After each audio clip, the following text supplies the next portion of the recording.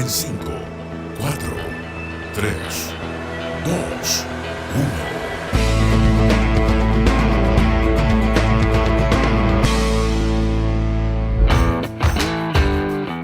1. Hola a todas y todos, soy Jessica Matus y les doy la bienvenida a este tercer episodio del podcast La Comunidad de los Datos, transmitido por Radio TX Plus. Un fenómeno que ha ido en aumento en el último tiempo y que se presenta como una preocupación pública es la violencia de género digital, que ha sido definida por la Relatoría Especial de las Naciones Unidas sobre la violencia de género como todo acto de violencia por razón de género contra la mujer cometido con asistencia del uso de las TICs o agravado por como los teléfonos móviles, teléfonos inteligentes, internet, plataformas de medios sociales o correo electrónico, dirigida contra una mujer porque es mujer o que la afecta en forma desproporcionada. Este tipo de violencia se acentúa con ocasión también del anonimato y no se puede concebir la violencia digital sin la vulneración de los datos personales de las víctimas. Hablamos de fotos, videos y audios de carácter íntimo que se exponen en el mundo virtual, extorsión, campaña de desprestigio, monitoreo y acecho, suplantación y robo de identidad, acceso no autorizado, control de cuentas o dispositivos y muchos otros que traen consecuencias en todos los ámbitos de la vida de las víctimas. Lo que sucede con este fenómeno no solo vulnera la privacidad, la honra y el derecho a la protección de datos personales, también afecta otros derechos como la libertad de expresión, la seguridad y la integridad física y psíquica. La difusión casi instantánea, la facilidad con la que se puede acceder a todo tipo de información personal y lo difícil que es eliminar esta información una vez publicada en Internet crean nuevas amenazas. Se han generado campañas de sensibilización, informes, propuestas y modificaciones legislativas en muchos países de Latinoamérica y en el mundo. Sin duda, un tema que comienza a discutirse también en Chile, donde hace unas semanas conocimos el caso de un hombre que extorsionó con fotografías íntimas a más de 18 mujeres y que hoy se encuentra imputado y en prisión preventiva por los delitos de sabotaje informático, amenazas condicionadas y probablemente también por los delitos de suplantación de identidad y espionaje informático, en un caso sin precedente en nuestro país. En los últimos 3 años, el 84% de las imágenes íntimas no consensuadas difundidas a través de redes sociales fueron de mujeres. Asimismo, se abrieron 2.143 carpetas de investigación de violencia digital en 18 estados de la República Mexicana, de las cuales solo el 17% de los casos llegan a una conclusión a través de los medios de justicia y la legalidad vigentes en México. Hoy día les voy a presentar a una invitada. Ella es la doctora Josefina Román Vergara, quien es comisionada del Instituto Nacional de Transparencia, Acceso a la Información y Protección de Datos Personales, donde encabeza las comisiones permanentes de normatividad de datos personales y gestión documental y archivos, y hoy lidera uno de los proyectos más importantes sobre violencia de género digital en México. Con usted entonces, la doctora Josefina Román. Muchas gracias, Josefina, por aceptar esta invitación a compartir con nosotros en la comunidad de los datos en Chile. Gracias, Jessie. Al contrario, es un gran gusto la invitación. Es un honor para mí estar contigo. Muchas gracias. Josefina, hoy día, ¿qué está haciendo México para prevenir y atacar los casos de violencia digital en acciones concretas? Pues sabemos que México es uno de los países que tiene mayor incidencia de violencia contra las mujeres. Sí, muy bien lo dijiste tú hace rato. Mira, antes de hablar de la legislación, yo quisiera hablar de algunos proyectos muy, muy interesantes que tienen que ver precisamente con Eurosocial. Este es un programa financiado por el Consejo de Europa y bueno, creo que sí son acciones muy concretas con las que buscamos prevenir y orientar a las mujeres en razón de violencia digital. Mira, desde junio de 2019, en este proyecto, decía, con el apoyo y financiamiento del Programa de Cooperación de la Unión Europea para la Cohesión Social en América Latina, conocido coloquialmente como Eurosocial, quiero destacar que el INAI, como socio líder, presentó el proyecto y me interesa mucho la denominación. Es fortalecimiento de la estrategia de lucha contra la violencia de género contra niñas, adolescentes en Internet.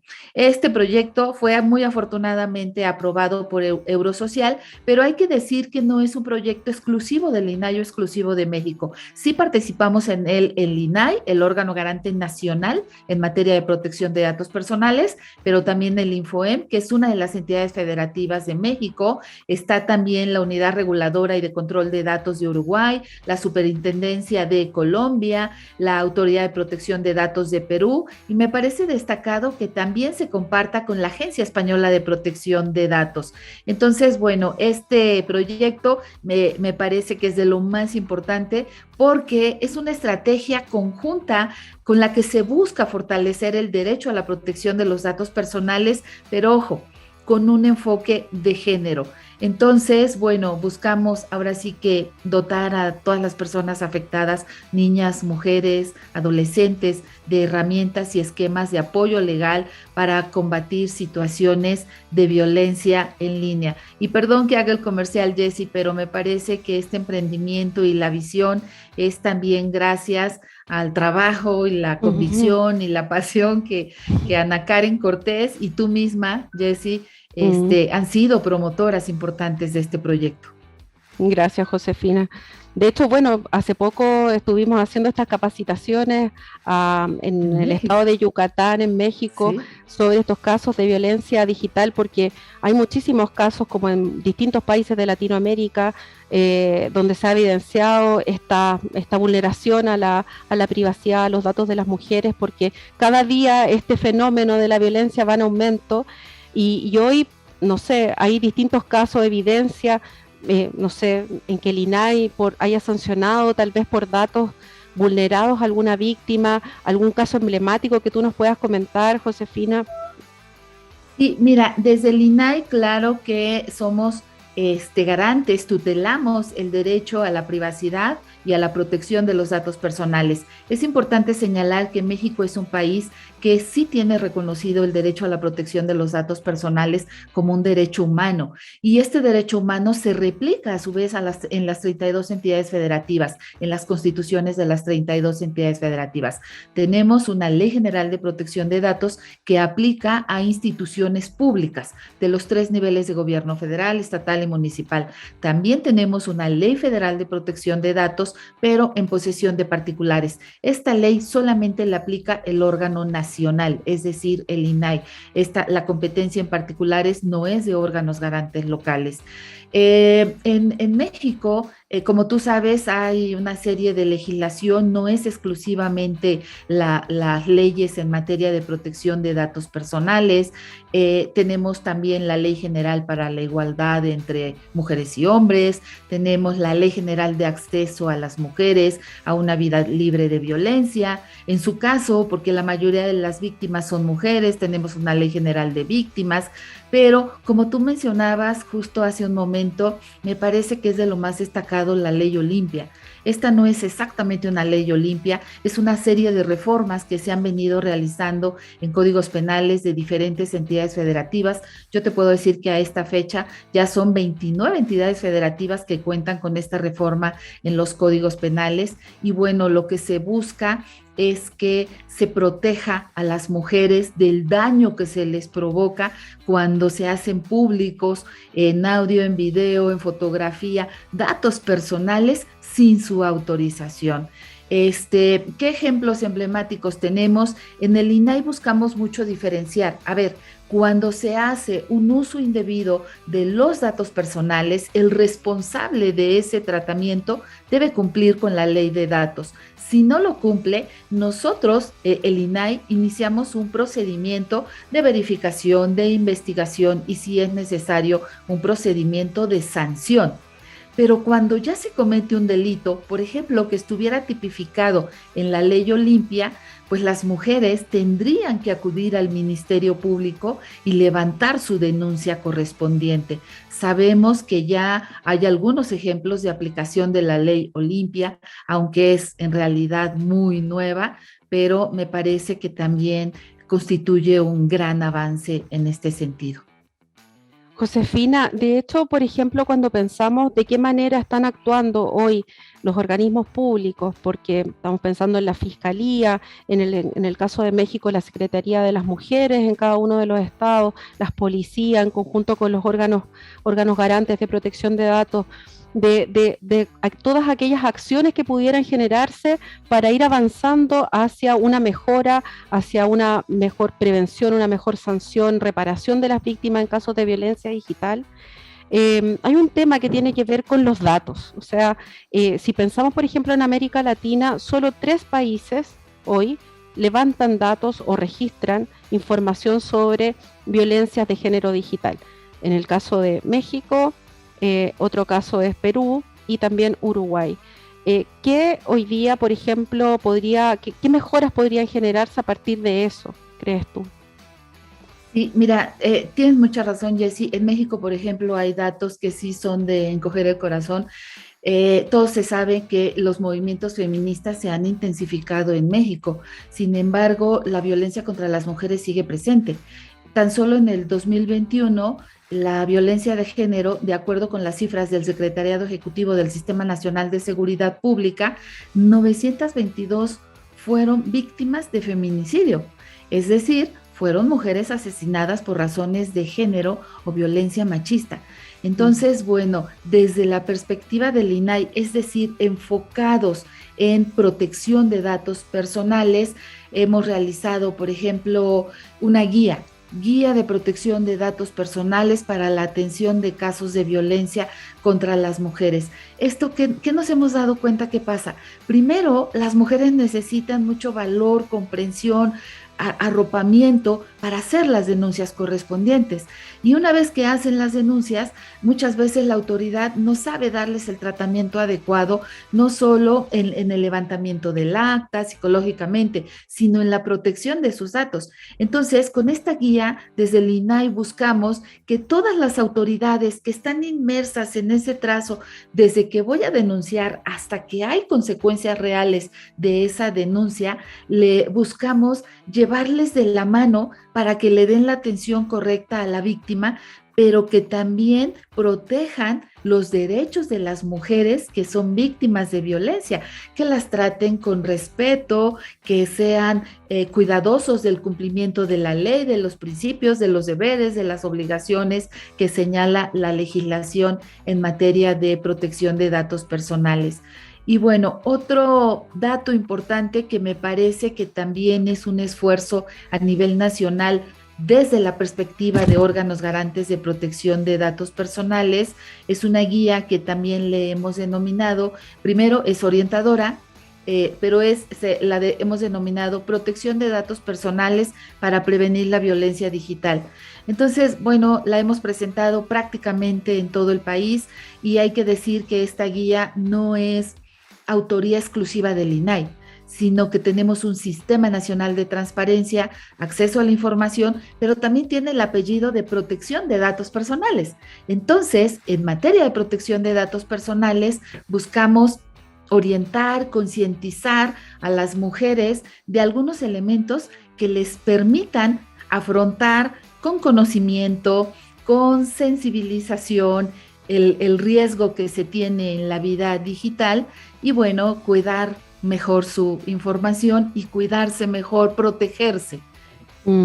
Pero ahí, por ejemplo, Josefina, hay 2 temas, porque siempre se dice que necesitamos de alguna manera tener autocuidado digital, que las mujeres somos responsables y en general las personas en general.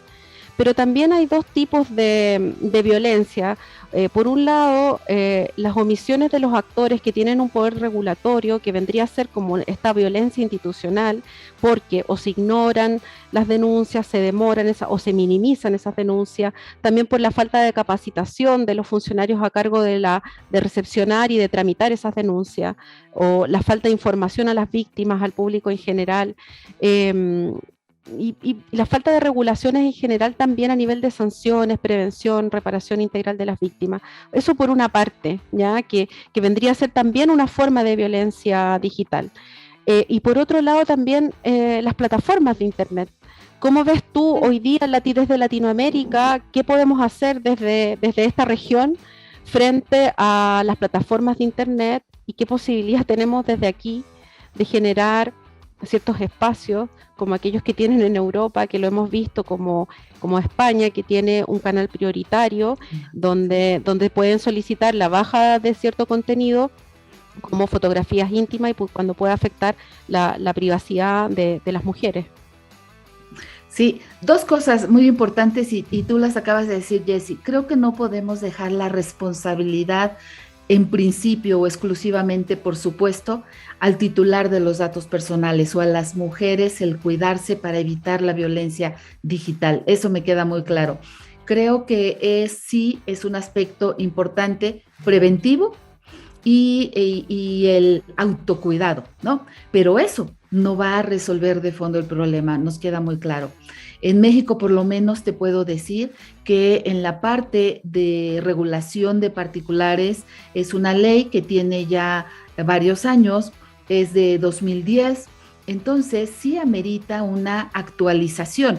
No tiene un capítulo o un apartado específico que tenga que ver con la protección de los datos personales en el ambiente digital. Este es un primer punto. Ahora, bueno, todas las leyes son perfectibles, todas las tenemos que ir actualizando, pero este tema es de lo más importante. Ya hay inclusive algunas iniciativas en México, pero falta todo el camino legislativo para llegar a determinar qué es lo que se va a regular y a legislar en esta materia. Ahora, yo te diría, en la región, plataformas digitales, yo sí soy de las que piensa que debemos regular, pero debemos regular de manera coordinada, armonizada, para realmente, al menos como región, estar como en el mismo canal. Tú sabes, en México, por ejemplo, tenemos el TEMEC. El TEMEC, el canal del Tratado de Libre Comercio en México, Estados Unidos, Canadá, por primera vez contiene un capítulo 19 que sí está relacionado con el flujo transfronterizo de datos, pero de manera segura. Entonces, cruza el tema con el derecho a la protección de los datos personales. Creo que eso evidencia muy claramente que sí hay que hacer regulación nacional. Seguro todos los países tendremos que hacer lo propio de acuerdo a nuestras realidades, pero sí me parece que será necesario ponernos de acuerdo para coordinarnos.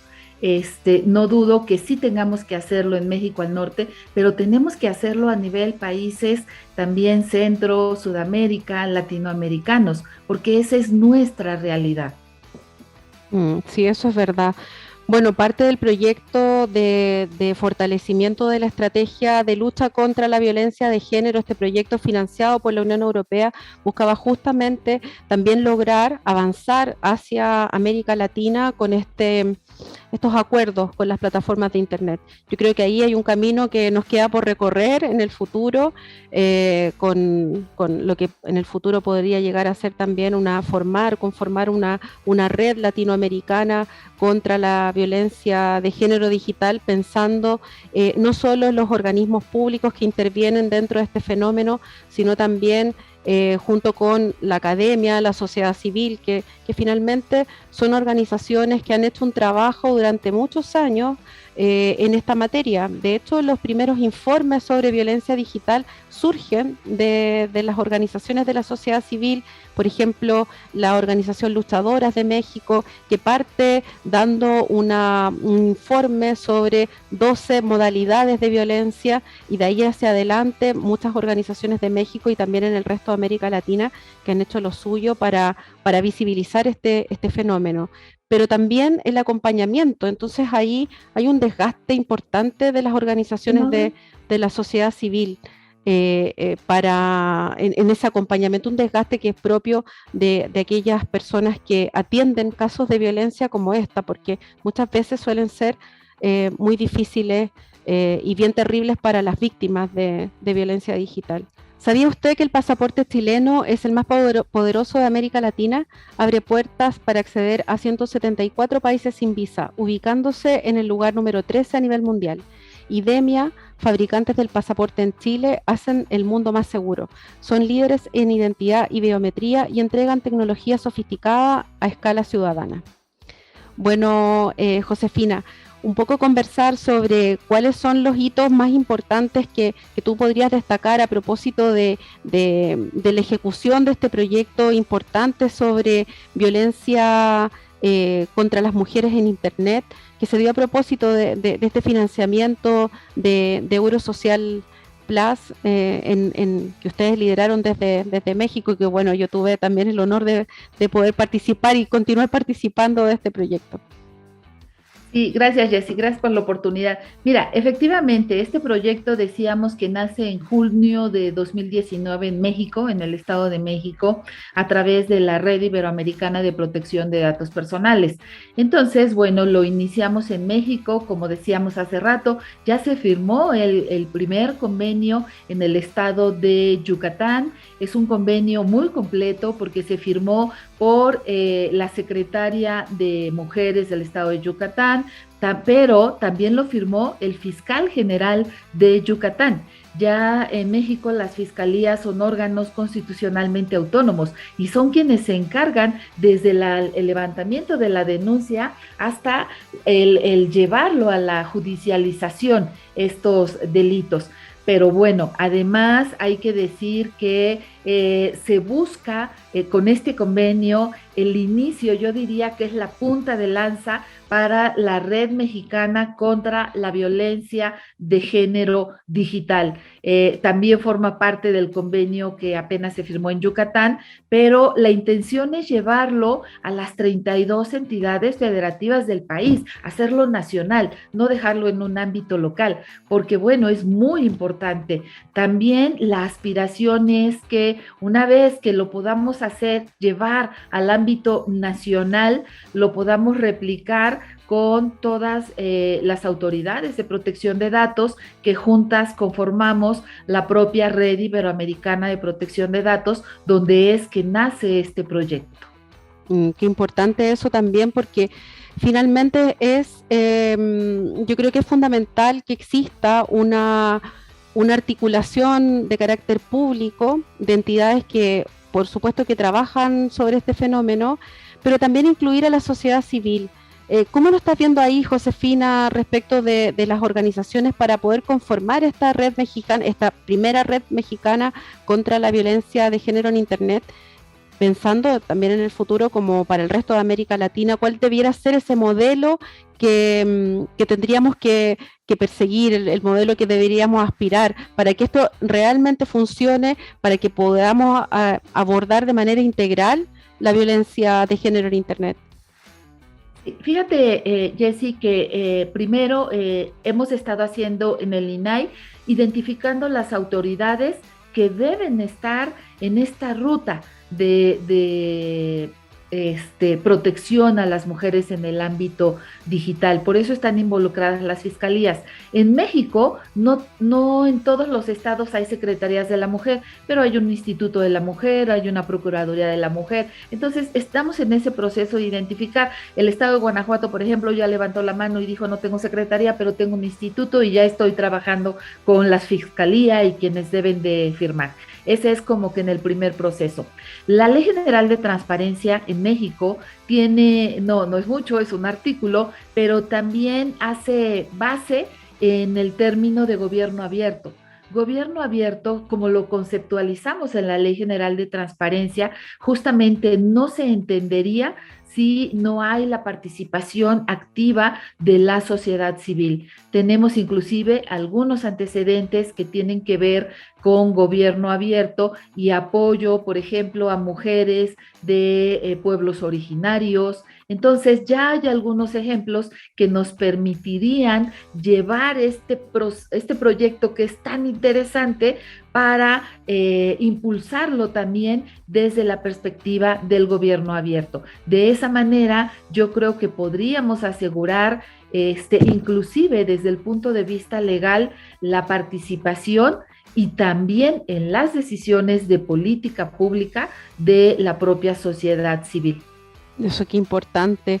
Creo que, bueno, así lo tomó también, hay un informe reciente del Programa de Naciones Unidas, ya del PNUD, del Programa de Desarrollo de las Naciones Unidas, que hace referencia a cómo abordar desde un marco integral la lucha contra la violencia de género, y donde se establecen y señala claramente que hay que buscar una articulación interinstitucional con la sociedad civil. Es la única manera de poder abordar esto de manera adecuada y además poder establecer, por ejemplo, tanto las regulaciones que se requieran como la elaboración, ese diseño de esas políticas públicas, porque finalmente hoy, si lo pensamos, falta muchísima capacitación de los funcionarios públicos que intervienen en este fenómeno de la violencia digital. Nosotros, por ejemplo, lo hemos podido evidenciar a propósito de un caso que estamos litigando en Chile con esta persona que comentaba al inicio del programa, un hombre que violentó a más de 18 mujeres a través de extorsión en Internet, y por supuesto que hemos podido ver cómo ha sido ese camino de la denuncia, desde la denuncia misma, de cuál es esa ruta que tiene que seguir una víctima, hasta un resultado que muchas veces no existe una respuesta institucional. Así es que creo que es muy importante ese trabajo, y de cómo vamos a estar mirando, como lo está haciendo México, a propósito de este levantamiento y de esta red mexicana contra la violencia digital. Tú, por ejemplo, hoy día, Josefina, podrías, no sé, ¿cuáles son los desafíos que tú puedes visualizar que se vienen con esta materia desde México? Creo que lo primero, Jessy, tendríamos que hacer en el ámbito digital es actualizar nuestra legislación. En México hay varios órganos constitucionalmente autónomos que cruzan con este tema de violencia digital, con perspectiva de género. Mira, está el INAI, pero nosotros tutelamos el derecho a la protección de los datos personales. Es también constitucionalmente autónomo el Instituto Federal de Telecomunicaciones, y entonces es el encargado del derecho a Internet, la brecha digital, toda esa parte. Tenemos la Comisión Federal de Competencia Económica. Entonces, bueno, tú dijiste hace rato una palabra que me parece medular: articulación. Creo que el gran reto tendrá que ser, y no solo en México, en Latinoamérica, el lograr articular los esfuerzos de todas las instancias que tenemos un tramo de competencia en llevar a cabo realmente una eficiente política pública nacional, y que llegara a ser por región, para no solo, no sé, con miras a evitar la violencia digital contra las mujeres. Me parece que sin que exista esta articulación, primero de instituciones públicas al seno de una nación y después a nivel regional, muy difícilmente lo podríamos lograr. Evidentemente tenemos que actualizar legislación, quizá ahondar en otra normatividad, tenemos lineamientos, reglamentos, reglas, pero muy importante, como también lo dijiste, de la mano de la sociedad civil. Inclusive si pensamos en la Agenda 2030, los Objetivos de Desarrollo Sostenible, sí el 5, pero el 16, por ejemplo, transparencia, y en cada una de las metas generalmente encuentras participación ciudadana. Entonces, difícilmente podemos lograr no solo ODS de la Agenda 2030, todos, particularmente, claro, 5, 17, para órganos garantes de transparencia y DAI, si no lo hacemos de la mano de la sociedad civil. Yo sigo insistiendo que una herramienta que puede ayudarnos y que puede llevarnos al éxito en este sentido, sí es el gobierno abierto. No hay gobierno abierto sin innovación, sin tecnologías de la información y la comunicación, sin realmente hacer política pública de la mano de la sociedad civil, sin participación activa de la sociedad civil, pero que además sí se incida de manera directa en las decisiones y las políticas que en este sentido se tomen. Yo creo que también importante, Josefina, ahí la petición que hacemos desde acá es que las autoridades en todos los países de América Latina tengan esa incidencia con las plataformas de Internet, que es el lugar donde están ocurriendo todo este tipo de violencia, porque hoy día el mayor porcentaje de la violencia en Internet se está dando en Instagram, en WhatsApp y en plataformas de redes sociales en general. Así es que creo que ahí la cooperación que puedan tener las autoridades y esa incidencia con las plataformas de Internet va a ser muy importante desde el punto de vista de la transparencia de esas mismas plataformas de Internet y bueno, tantas otras cosas que debieran hacer para efectos de permitir y garantizar la seguridad en línea, no solo para las mujeres, sino también para la comunidad LGTB, que también se ve afectada de manera prevalente en estas materias, ¿cierto? Sí, hay muchos grupos en situación de vulnerabilidad en México y en el mundo. La comunidad LGBTI, en México tenemos migrantes, tenemos pueblos originarios. En materia de derechos político-electorales, por ejemplo, iniciamos con acciones afirmativas, primero mujeres, y así vamos sumando diferentes grupos en situación de vulnerabilidad. La brecha en materia digital, no tenemos la misma capacidad, velocidad, el mismo costo de Internet en una ciudad capital que en un municipio en la sierra de un estado de Guerrero, te puedo decir. Entonces, bueno, creo que tenemos mucho trabajo que hacer, es un gran reto, hay muchas cosas que tenemos que, pues, empujar, quizá algunas cosas que corregir, que actualizar, pero muy personalmente te quiero decir que este proyecto realizado desde el INAI con Neurosocial me parece que abre un camino que no solo puede ser interesante, que puede ser trascendente y que puede hacer diferencia, Jessie. Sí, claro que sí, yo lo creo firmemente, Josefina, y bueno, yo te quiero agradecer muchísimo por haberme acompañado en este capítulo. No sé si quieras compartir algo más con la audiencia que te está escuchando desde Chile, pero también en América Latina. Gracias, Jessie. Yo creo que esta es una gran oportunidad para que las mujeres nos escuchemos y juntas nos demos fortaleza. Esa palabrita que a lo mejor se ha puesto de moda de sororidad, creo que hace mucho tiempo, tú eres muy jovencita, pero hace mucho tiempo ya hablábamos de que las mujeres nos tenemos que entender, que abrazar, que arropar y ayudar. Si no lo hacemos entre mujeres, bueno, difícilmente podemos hacer entender a los demás. Y bueno, este tema de combatir la violencia digital contra las mujeres, también me parece que hay que ir concientizando que no es un tema exclusivo de mujeres, es un tema de familias, de hombres, de mujeres, de niños, de niñas, de adolescentes, y que las mujeres también nos eduquemos para educar mejor a nuestros varones y a nuestras niñas, por supuesto. Gracias, Jessie. Muchas gracias, Josefina. Bueno, antes de despedirnos, vamos a saludar a uno de nuestros auspiciadores, Maglione Abogados. Este estudio jurídico es recomendado por los rankings más prestigiosos a nivel mundial como uno de los mejores estudios de Chile y lo puede conocer en www.magliona.cl. Y bueno, ya hemos llegado entonces al momento de despedirnos. Gracias por vernos, por escucharnos y nos encontramos el próximo miércoles en la comunidad de los datos. Sigan conectadas y conectados a TX Plus, donde pueden encontrar la mejor información sobre ciencia, tecnología, salud y mucho más.